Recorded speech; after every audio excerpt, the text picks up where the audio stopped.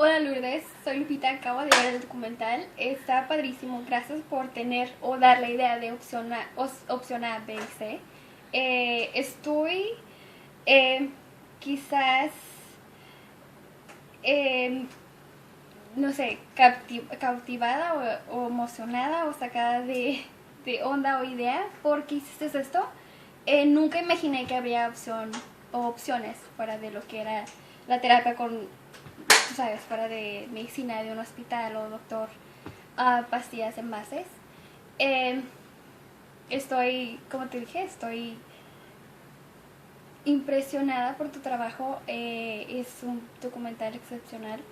Dices lo mejor, enseñaste lo que puedes dar y lo mejor que hay para medicina con otras alternativas. Eh, Muchísimas gracias.